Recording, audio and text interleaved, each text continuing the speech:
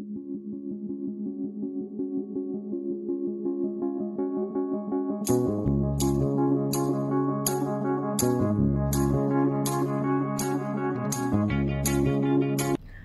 guys! For today's video is gagawa na naman tayo ng simpleng pagkain para sa lunch po. Ayan, so yan lang yung ingredients. May broccoli tayo, may noodles, udon noodles yan, and isang kind of seafood. Hindi ko alam kung ano. So, pakulo tayo ng water, and then ilagay natin yung udon. Hindi siya fresh guys, like noodles lang siya. Fried noodles. So, medyo matagal to siya maluto. So, dapat madami kayong tubig. So, dyan, nagdadagdag ako kanina ng tubig. So, hanggang sa maluto siya.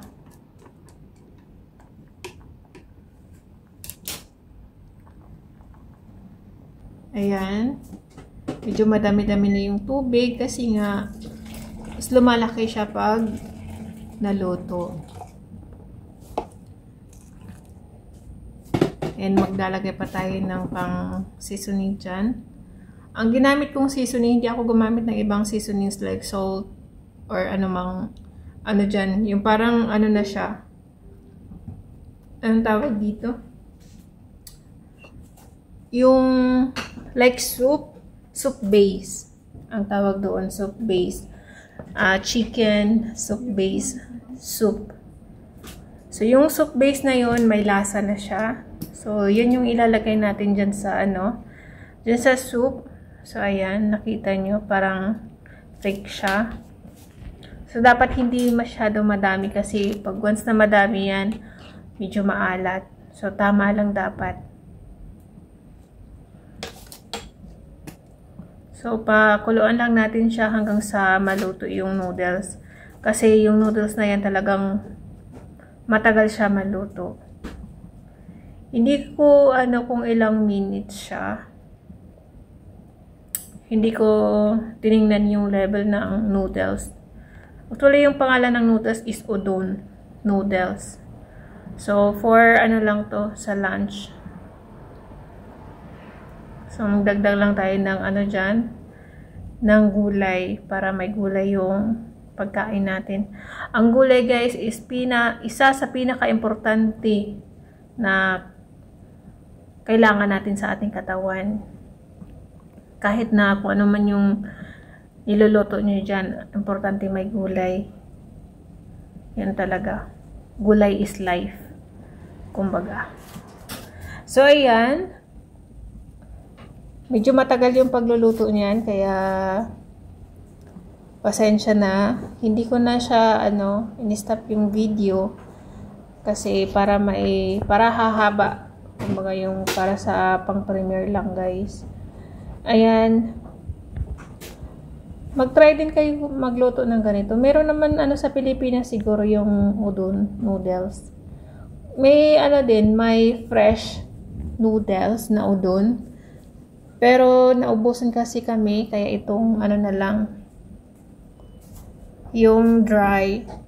Ang udon noodles, pwede siya sa cold noodles. Siguro may hindi sa inyo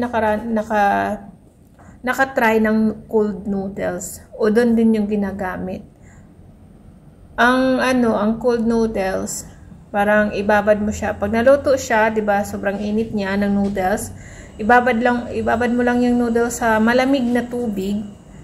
And may yung parang may soy sauce na ilalagay ka lang. And ikaw, kung pwede mo lagyan ng soy sauce, yung anong tawag dito? Yung parang sa sashimi na parang maanghang. So, ayan. Sa mga hindi nakakaalam, yun yung sa udon noodles. Madaming pwede gawin or lutuin sa udon. Hindi lang sa soup. Pwede din siya sa cold. Or, depende sa inyo, pwede nyo rin siguro stir fry. Hindi pa ako nag-try ng stir fry. Pero usually, ito ganito, sa soup talaga. Depende sa inyo kung ano yung gusto nyo. Kahit anong gulay pwede ilagay dito sa sa soup. Pwede kayo din mag ng egg, boiled egg, pwede yung spam, ganun. Ano pa pong pwede ilagay? Yung ham, pwede. Magkaiba po yung ham at saka spam, guys, ha. Yung parang yung ham, parang fresh pa yung ham. Ganon. And sa spam. Tapos, pwede rin kayo maglagay dyan, guys, ng sausage. Kahit anong sausage. Yun.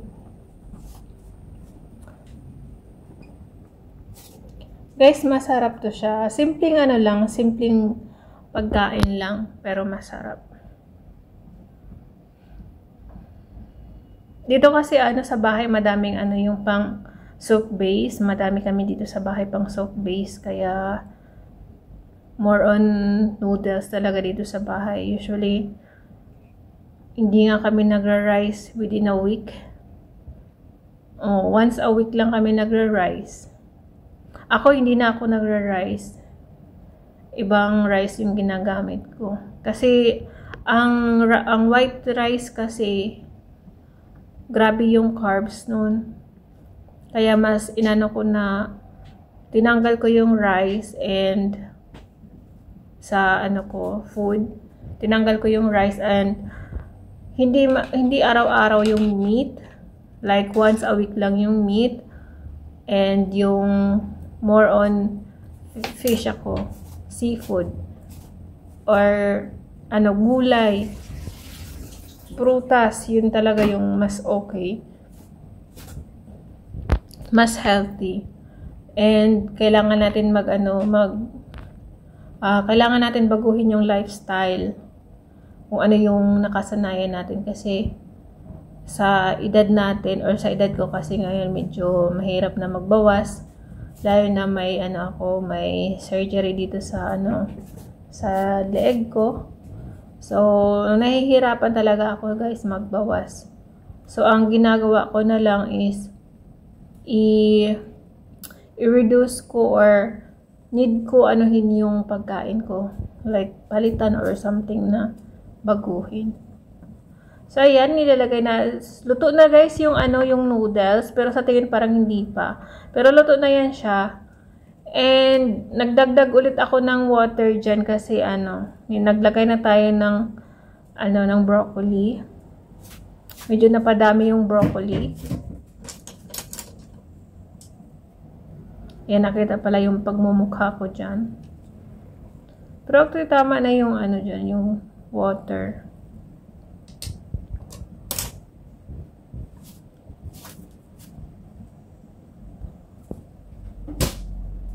Hindi na pala ako nagdagdag ng water. Hindi ko naalala kung nagdagdag ako ng water dito, hindi. And wag masyado malakas yung apoy kasi nga didikit yung noodles. Lalo na wala siyang oil. So, ayan. Simpleng-simple. Tatlong lang, guys, tatlong recipe lang. Ay, ingredients. Tatlong ingredients. Hindi recipe. Ingredients, I mean. So, ayan lang. And kung wala kayong seafood na nilagay ko, pwede kayo maglagay ng guys. Pwede kayo maglagay ng sausage. Yun. Ham, spam. And yan sa gulay, kahit anong gulay pwede nyo ilagay dyan. Yun kasi sa akin. Yan lang kasi available. Nakita yung mukha ko dyan.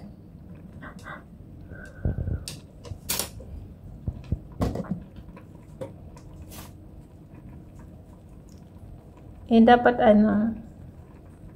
hindi dapat yung gulay, hindi siya overcook. Parang niluto ko dyan na-overcook yan Kasi dahil doon sa doon sa nilagay ko na seafoods. Hindi ko alam kung anong klaseng seafoods yun. Galing yung kasi sa China yung binili ni Amo sa China.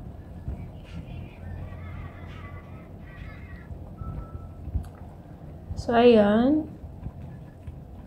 Mabilisang luto lang yan. Hindi siya mabilisan kasi napatagal lang yan dahil sa video.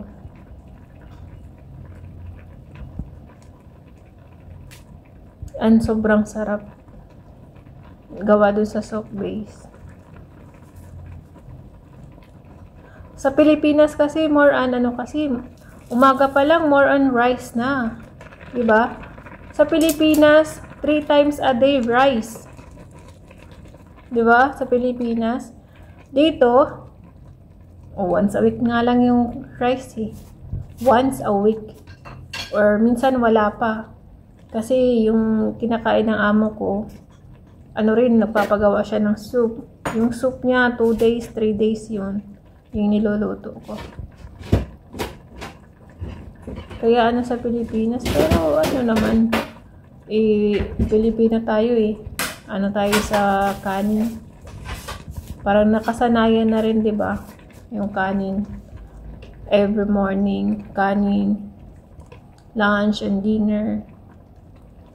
Pero dito kasi sa ibang bansa, tinapay sa umaga or kahit Sa umaga ko kasi egg and lang sa akin. Soft-boiled egg and coffee, black coffee. Or may ko yung binabad na oatmeal na may milk and yogurt, chia seeds. Yun yung morning ko. Parang siya. Within this week, yan? Boiled egg, soft-boiled egg, and coffee. Next week, yung naman guys, yung oatmeal. Ganon. So, ayan, luto na yung pagkain natin for lunch. And, syempre, kailangan natin ilipat sa bowl. So, ayan na. Tingin pa lang, ulam na. Kahit wala ng dyan, kompleto na yan. Diba? Napadami lang talaga yung luto ko. Yung nilagay kong broccoli. Ayan guys, thank you so much guys for everyone for always supporting my video. And sa mga hindi pa nag-subscribe, please subscribe and bell all nyo guys. And sana hindi kayo magsawang magsuporta sa isa't isa. God bless po and stay safe everyone. Love you all. And have a great night. Ayan, God bless and stay safe. Love you all. Bye.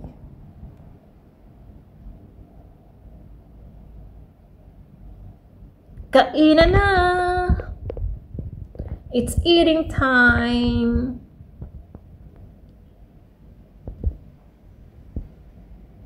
O, diba? Ang sarap. Bye, guys.